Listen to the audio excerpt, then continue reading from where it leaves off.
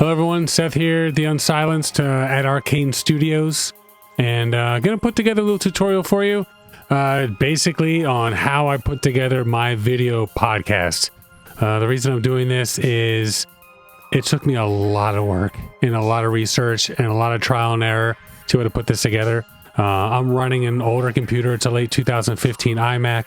I got 4 cameras going, 4 microphones. I've got my brother in Pennsylvania on Zoom as one of those microphones. Not only is his audio and video routed in and recorded, but in addition to that, he hears all of the live sound effects. I actually do the live sound effects on the show as well. So just really wanted to kind of simplify it for everybody. Take out some of the trial and error that a lot of people might be going through. It is a Mac-based system, but then again, when running OBS, it's really just going to be different audio software for the most part anyway. But just to give you an idea of what I'm running with, I want to start with the audio equipment first.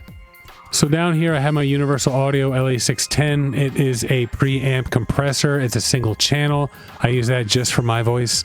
The co-hosts don't get the privilege, but I have used it for a lot of vocal recording, so I route my microphone through that as well.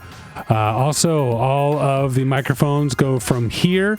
Well, mine goes from here. All the other microphones go straight into the DBX 1066s. Here, let me change the lighting here so you can maybe read that a little bit better. There we go. So I like the 1066. It is a compressor as well as a gate. So what the gate does is it makes sure that when there's no sound, you don't hear anything. So if you actually look up here, you'll notice when I'm actually done talking, you can see how it gets really, really red and you can't actually hear anything going on. So that cuts out the sound, and then when I'm actually talking, that's when a little bit more compression gets put on there as well. And then from there, all the microphones run into the Liquid Sapphire 56. This is a Focusrite. They don't make them anymore. Big fan. All the mics can go in there. There's preamps all across everything. There's also a high pass filter as well. You got little volume knobs that you can use, which is really important. So big fan of that. And then up here, my central station, this just monitors all of my audio outputs. I have 2 sets of speakers. I'm a music producer. So I have my main monitors, and then I have reference monitors as well. That just allows me to switch between the 2 speaker sets and also get some extra headphone inputs, which I really like as well. And there's a little bit of trim, which is nice. So that's the audio equipment. So switching over to my microphone here, as you can see, I have the Shure SM7B. So the other 2 microphones, I have these MXL BCD1s. I got one here. Got one over here as well. I have these here, so when we're doing audio later, I can just kind of tap on them and you'll see what's going on. Normally they would be set up for the other 2 people in the room when we're doing our recording. Headphones. So these are Sennheiser 650s. Generally speaking, you want to be using closed back for this. These are open back. I just happen to like them. I use them for all my music recording. They've kind of molded to my head over the years. For the other headphones, the other 2 people in the room use the Bayer Dynamics. These are the DT770 Pros. They're really comfortable. They're a little bit tingy. If you're ever using them for music, they're a little too high on in the air section. But they're really good for recording. They have a nice bass response. So my computer, like I said, it's not that impressive. I've got a 4 gigahertz quad core processor, 32 megabytes, that's hilarious. 32 gigabytes of RAM, 2 gigabyte video drive card. So one thing, I'm going to switch and move this camera around a little bit. One thing that's really important as well, give me a sec. Okay, so as you can see, I have sound absorption all over this room. I have sound absorption in the corners. I have sound absorption behind the computer. I have sound absorption all over the place. And you can see in the back, I have it on the walls and the corners, stuff like that as well. Sound absorption is really, really important. You don't need to be going as crazy as I do. I have it that way because I use it for music. You don't really need to get that special with the sound absorption. But if you have anybody near a wall or something, you want to put something there. That is for sure. Ambiance is important as well. And as you saw, well, you might have noticed I have a little bit of a Star Wars theme going on. I do have some lights going on back here as well. Oh, actually, there. Let's make it official. So it is nice. It just, whatever. If you are recording in a white room, You know, it's going to have a sterile kind of feel to it for the guest as well as I want to say the listener, but as well as the viewer. If you have a room that's a bunch of plants and everything, you know, it's going to have a certain feel. I don't want to say I want to have a Star Wars feel, but I just have a lot of art on the walls. I got some nice lighting and stuff like that as well. I personally feel like it's important. And last thing, weights. You're going to want to put these on your tripods. So for the cameras, and I'll show you. So all my cameras here, these are the Panasonic. Okay. These are the HC V770s. I really like them. They're simple. Not trying to go too fancy, at least for my first, run out. You're going to get 30 frames per second or 60 frames per second. You're not going to be able to get to 24 or 25, which is broadcast. 24 here, 25 over in Europe. Gives you a little bit more of that cinematic look or whatever. But for what I need, at least right now, the camera is about $500-600 a piece. You do need a video capture card. I use Camlink. These are made by Elgato. They're great. I need one for each camera. There are other options out there with Blackmagic. You can get a box that has all the different buttons. All the cameras run into the box, and then you can press the different buttons for the camera you want, and then that box goes into the computer. I wish I could go that route. You can get them anywhere from $300 up to thousands of dollars. For me, though, because of my brother living in Pennsylvania using Zoom, it just throws everything into a loop. Like getting the audio in, getting his video in addition to having him hear all the audio as well that we're doing over here at the same time. And once again, having him hear the sound effects from Logic on my computer in Zoom. So having to do all that just made it impossible for me to be able to use one of these boxes. But at the same time, also allows me to put this tutorial together and also gives me a lot more control from one source. Okay, so OBS. Let's get everything rocking with that. First of all, let me share the screen with you.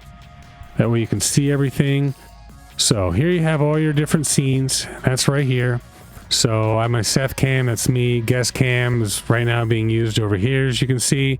I have Laz cam, that's the co-host. I have one set for all. Up here in this area would be, actually, let's go all so you can see everything at once. So this is all cam. Up here in this area right here would actually be my little brother on Zoom up in Pennsylvania. So what you got going on is these are the scenes you're setting up. So this is what you know, like camera 1, camera 2, all that stuff. But you can also have several scenes, as you can see. This is the all scene I have set up right here. If I press enter, actually switches right there. The reason I like the all scene is because of the fact that I can have all of us cameras going on at once. On the left over here, you're going to see the audio. Really important to make sure you see audio coming through on all the different channels you want. If my brother up in Pennsylvania was here, Research Lucas, you would see his audio coming through here. I have that coming in separately. But if you don't see audio coming in through here, that essentially means that you're going to hear it in your headphones, but it's not recording. So really, really important. So let's say I want to make a new scene, okay? And I want a scene with myself and the music equipment that I have over here. So I am going to call this scene Seth Equip. So Seth Equip. So there's the new scene. So we have it here. In sources, this is basically where you're going to tell the scene what you want it to do. So we want to add a video capture device. So we're going to go over here. So we go to the little plus sign, hit video capture device. And then right here, we're going to create new. We'll call this Seth Tutorial. Okay. So there we have Seth Tutorial. Now it's going to say, okay, so we have Seth Tutorial. What camera do you want to use? So we're going to use Camlink 2, which is that right there. And as you can see, there you go. Pops right up. Camera number 1. Now we want to add the other camera. So we're going to go down here, plus once again, video capture device. We're going to use one that's already there. Makes it a little bit easier. This is guest cam that we're using right now. As you can see, pops right up. And then over here, you can just go ahead and put it however you want. And let's do a third one if you'd like as well. And here's the thing, like you could have it so this one's always on top. You right click here, there's a bunch of options. You can have filters and check the properties and stuff, but also order is really important here. You can basically move it to the top, and there you go. It's always going to be on the top. So it doesn't matter what you do over here. This one's always going to be on top. Really, really useful if you're, let's say you want to record something and just have a little itty bitty window over here. And then, you know, let's say I want to talk about this music equipment, but I still wanted you to see my beautiful face. And all I got to do, the way I set up the hotkeys, which we'll go over later, just hit enter and it just switches right over. So that way you can still see me while we have all this music equipment going on at the same time. Really, really useful. So another thing that's really useful is the fact that you can have all these set up any way you want. So you could have, you know, camera 1 and 2, camera 1 and 4. You could have, you know, you could actually set one up. Let's say we want to do something. Let's say we want to do the slideshow. So we'll do a slideshow. Okay. And we have our slideshow here. And then we're going to press plus once again. We'll go to image slideshow. Create new image slideshow. And then you're going to see visible behavior always plays when not visible. In other words, it's going to keep looping no matter what. Slide mode automatic, so it's gonna move forward. You can get the milliseconds between slides and stuff like that. But here's where you're gonna add your files. So add files. This is where I have all my professional pictures for the podcast. We got another one here. Let's add one more. Let's do just Laz. All right, so here we go. There is our slideshow. So slideshow's in. You can see it's really, really big. So one way to fix that is you right click, transform, fit to screen. And it's automatically going to fit. And as you can see, it's going to keep playing. Hit enter. For me, once again, I set it up as a hotkey. But you'll see, it's just that simple. So every 8 seconds, it'll fit. Now, one thing you do got to be careful of, as you can see, the images are different size. Squiddy. Really, really amazing photographer, a good friend of mine. His post-production work is second to none, as you can see. Thing is, he gave me all types of different sizes of these images, some for Facebook, some for websites, some for video. So when you're doing this, you just got to make sure that your images are relatively the same size. So I'm going to set up zoom from here. I already have it here, as you can see. Actually, you can't see. So I'm going to delete zoom, and then I'll just re-add it.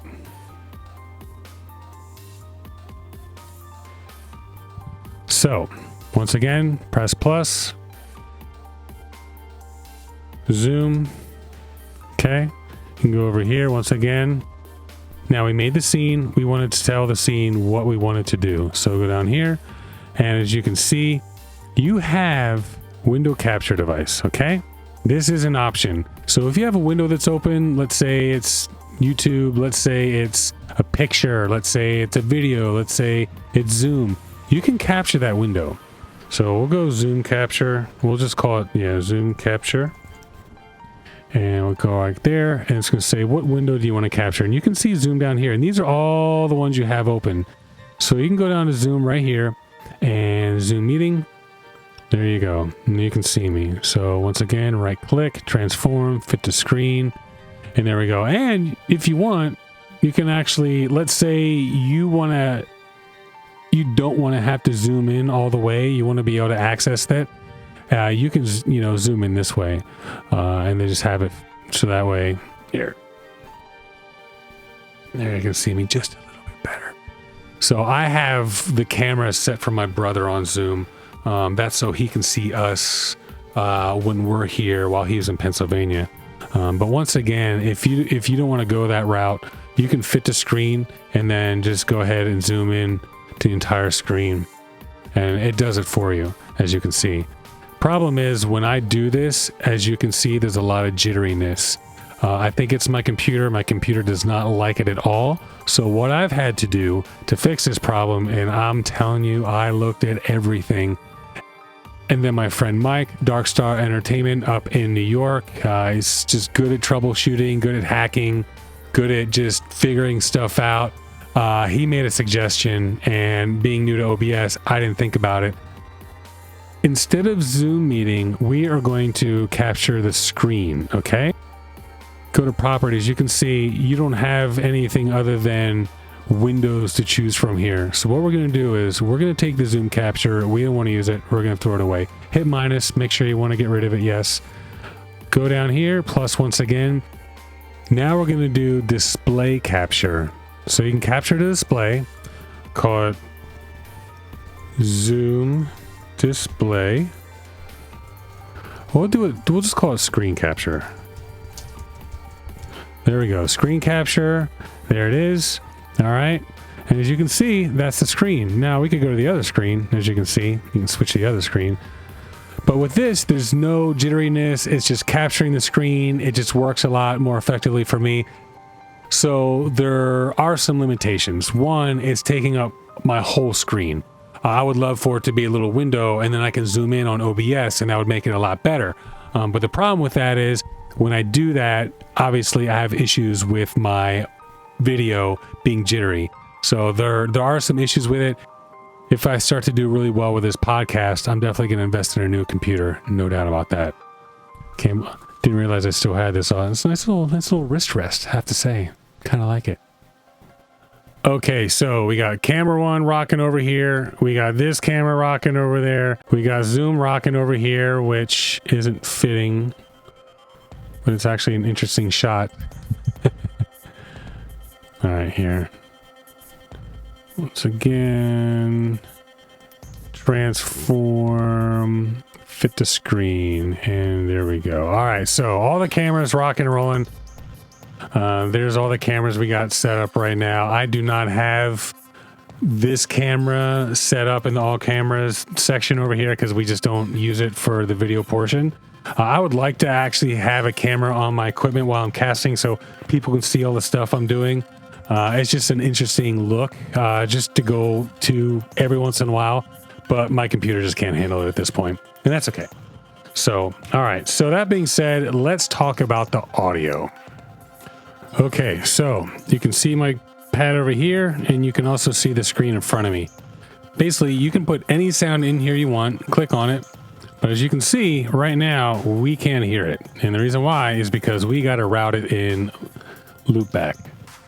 I'm going to bring Loopback over, and we're going to go up here to sources once again, and we are going to add Logic.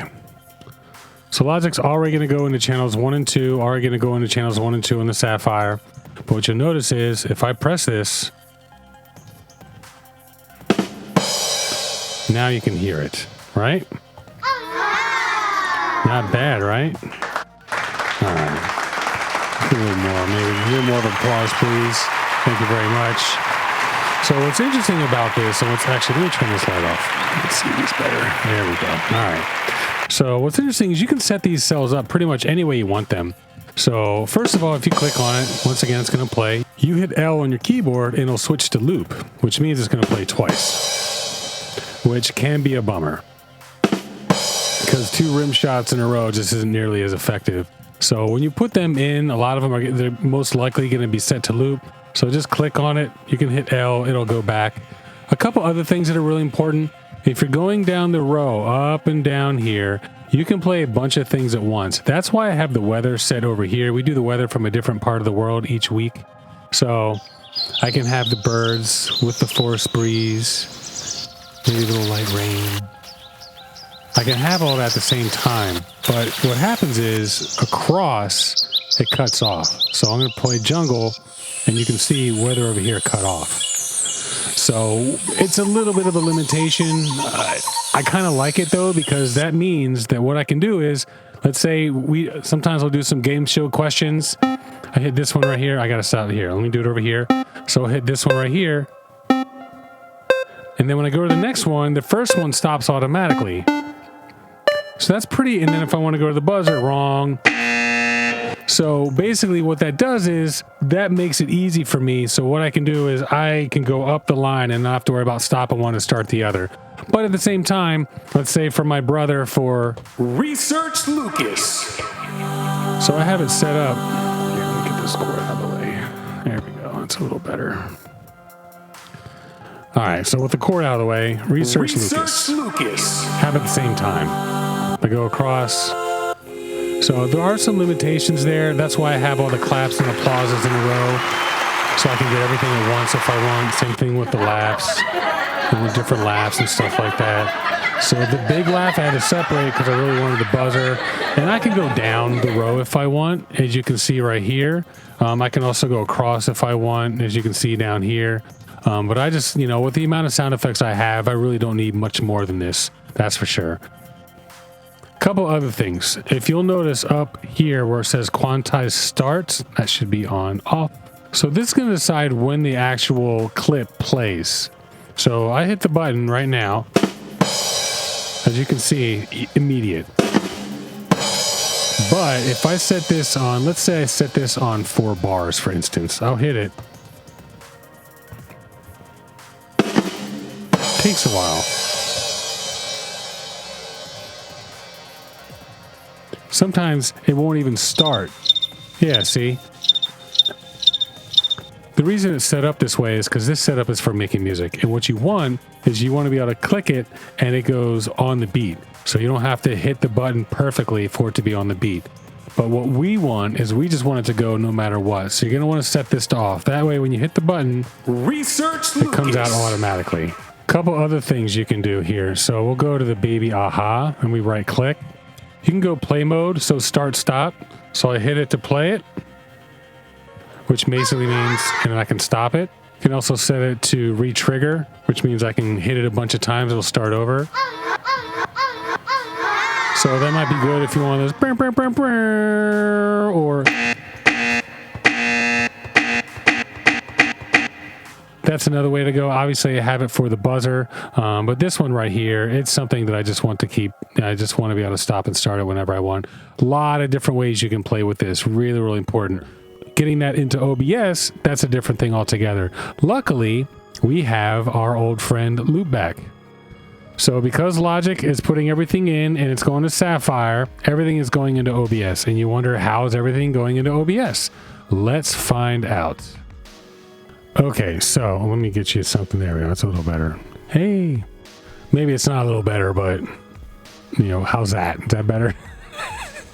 Anyway, so what we got here is, as you can see, all the audio is coming in over here. And the reason is you want to go down to settings, okay? So settings, and then from here you're going to go to audio. And as you can see, our mic auxiliary audio, BWSS Loop. And BWSS Loop happens to be the exact same name for what we were using for Loopback. As you can see with Loopback, I called it BWSS Loop. If for whatever reason you want to switch that, you can just click right here, you can rename it. But BWSS Loop is what we're using for our audio. So that means everything going through BWSS Loop is going to go into OBS on mic channel 1. But we also have Zoom mic, and we need to get that in also. So what we're going to do is we're going to go to Zoom right here, and guest camera, we can take that off. We don't need that anymore. What we're going to do is we're going to add audio input capture right here. So the audio input capture is basically where do you want the audio to come in. We already have it set up, Zoom audio right here. So as you can see right now, I have the microphone muted in Zoom. And the reason why is because you would hear me twice, because I would be coming in the microphone through Zoom as well as a Sapphire. So what we're going to do is we're going to go down here and we're going to set the microphone to BWSS Loop. And the reason why is that way when I do that, and I'm going to unmute it, and when I hit a sound effect, you're going to hear it, of course, because it's already routed, but you'll see that the microphone down there will also react. So unmute, and then I'm going to hit a sound effect.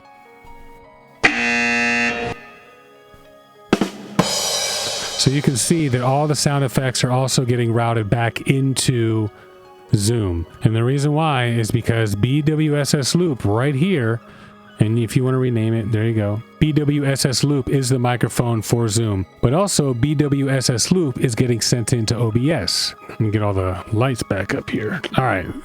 BWSS Loop is getting sent into this mic auxiliary. Once again, settings, audio, BWSS Loop. And you can hear, I could have Zoom coming in through here and stuff like that as well. I decided not to do it that way. I wanted Zoom to have its own audio, but you can have all kinds of different setups like that.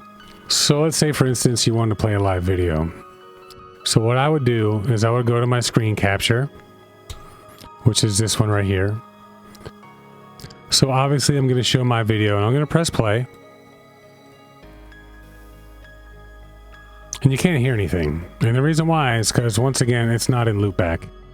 So what I'm going to do, we're going to keep that playing for now. So we're going to keep it going, and then I'm going to go ahead and route the audio. As soon as I do, you'll hear it. So here we go. Here's the device, BWSS Loop. Now, I could create a new audio device down here, new audio device. I could create one that would be just for Chrome. And then over here in OBS, I could create another little channel just for that. But me, I just want to record everything, have it be great, perfect as it can be. But I don't want to have a bunch of different audio trails coming in. Just want it to be all nice and concise. Makes things a little bit simpler. Delete that. But so for me, we're just going to add it into the one I'm using. So Google Chrome. Months off, I've been working through this entire thing. Oh, at least you're making money. So I had a month off. It's automatic. It's amazing, isn't it? I've been on and off on my job. So all I got to do is route the audio into BWSS Loop that OBS is using, have the video on screen share, and then it plays and records, and everything's great. And if I want my brother to watch it and be able to hear the recording as well, I screen share the Zoom with him. And because I set up Chrome to go through BWSS Loop, which stands for Because We Said So, that's the name of our podcast. But because Zoom's microphone is set to BWSS Loop as well, he's going to hear everything going on in Chrome at the same time. One final thing about Loopback. If you turn it off, if you close the program, whatever you set up, it's still going to be there. By the way, if you want to delete these, you got to do it up here. So just be really careful, and when you're done, you can just hit off right here. Now it says OBS is using it. We know OBS is using it. We're going to be turning it off. I'm not going to cancel now because then you'll lose it. But you can turn it off over here, or you can turn these off individually as well. So once again, you close out Loopback here. I'm going to exit Loopback, quit.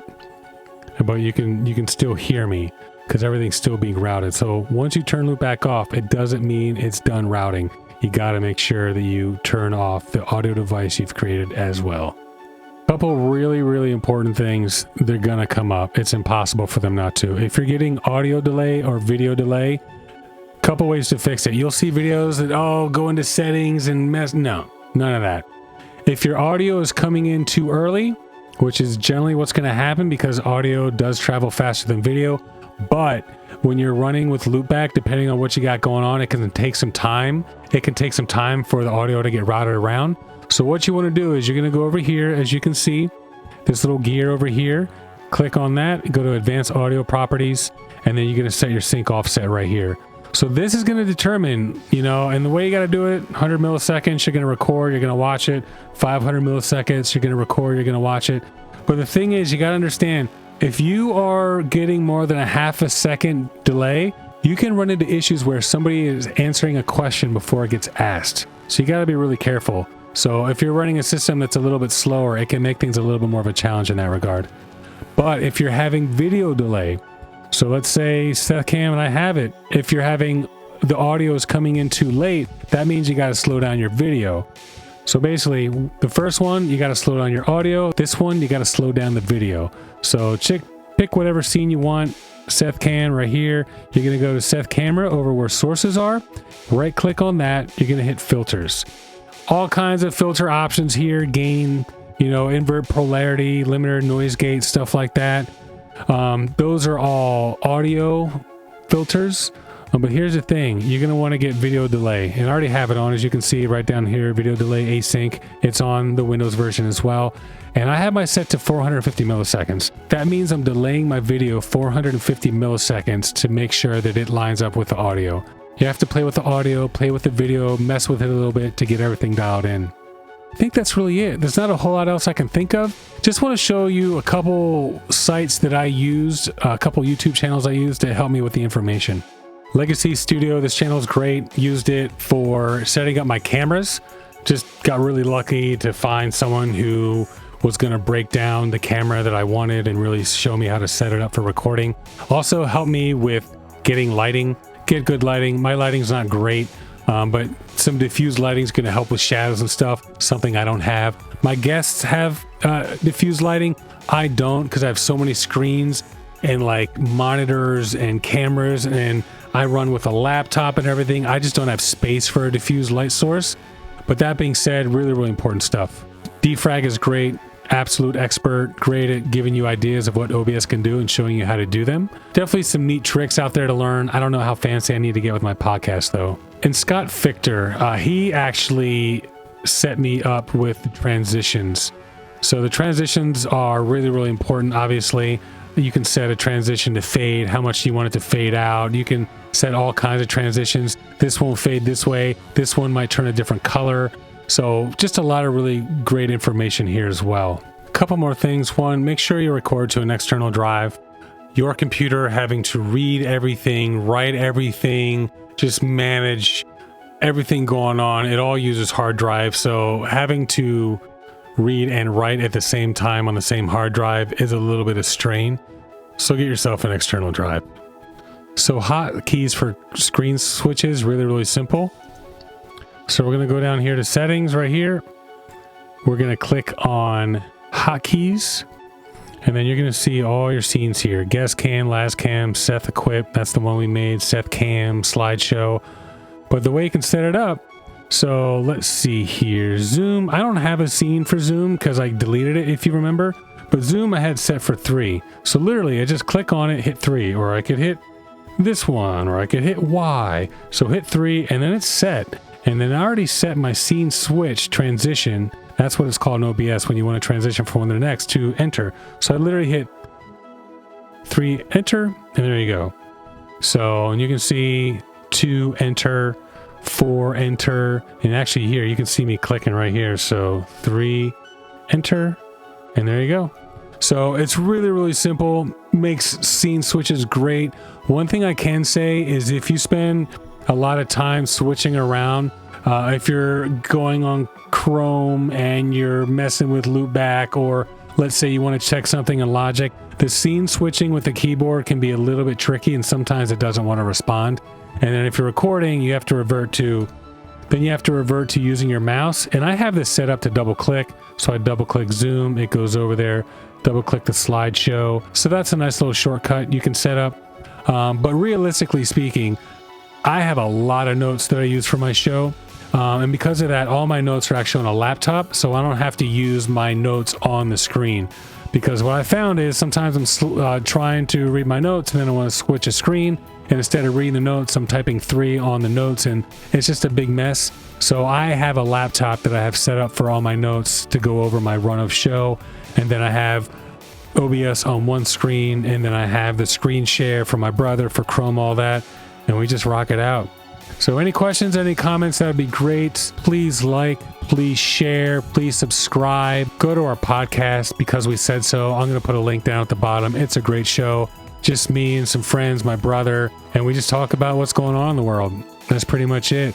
Awesome sound effects, gotta say.